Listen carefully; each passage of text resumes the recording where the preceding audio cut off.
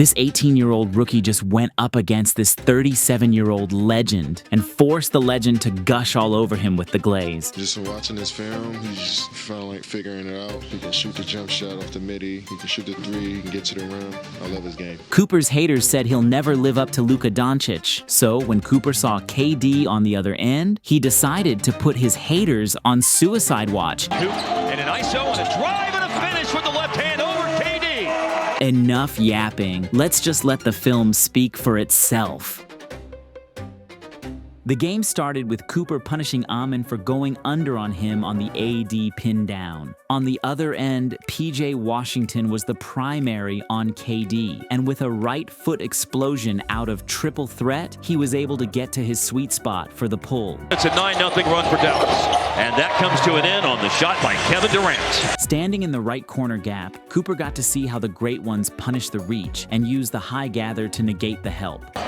Durant into the lane through a couple of defenders, and that time the English goes. He got to see how KD toys with the defender with the pass fake before using the pound dribble to set up his unguardable fade. Meanwhile, in transition, Cooper was doing a great job of putting that shoulder into the defender's chest to create separation. Coop with the attack over Jabari Smith Jr., and he scores! But the ultimate lesson in movement economy came from Easy Money Sniper. KD is 6'11". When he got the 6'5" Christie mismatch, all it took was 3 dribbles to get to his spot in the paint for the pull-up. That's the thing about KD. There is never any wasted motion or wasted energy in his movements. Just ask PJ, who got a taste of that patented hang dribble pull. Durant, wow. It could be one of those nights for one of the great scorers in the history of the sport. But guess what's the scary part? At just 18 years old, Cooper is already flashing this as well, efficiently rolling off the defender's forearm for the turnaround fade. He doesn't necessarily run, but he got a shot up and hit it.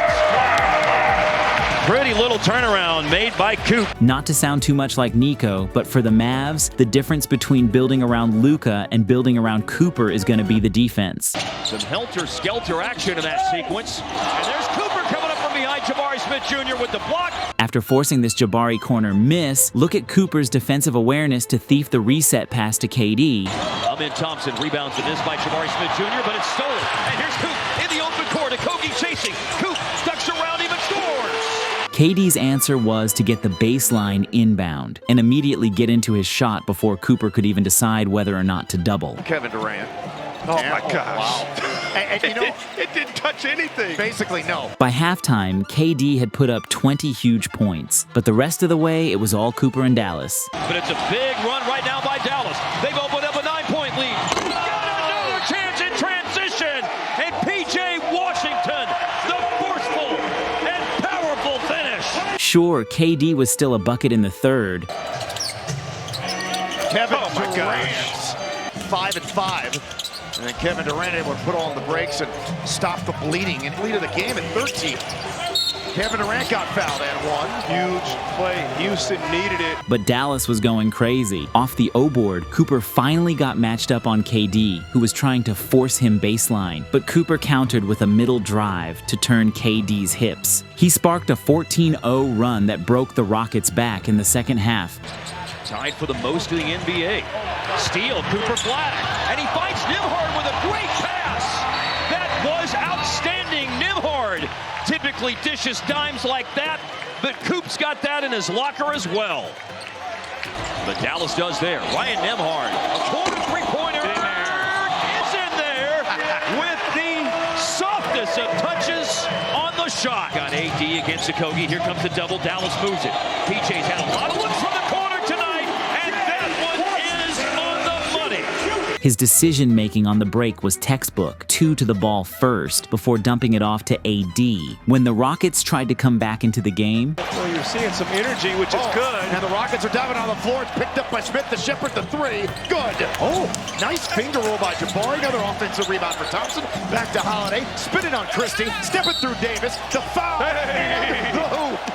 That's what you want to see, and that's the dog mentality. That looked like the Houston Rockets that we've seen all season. He shut them down by using his defenders' momentum against him, surveying his way to the opposite elbow, and then deciding the midi was the best opportunity at the time, before detonating in transition to put an exclamation mark on the night. Up ahead to Coop, and Coop elevating and detonating!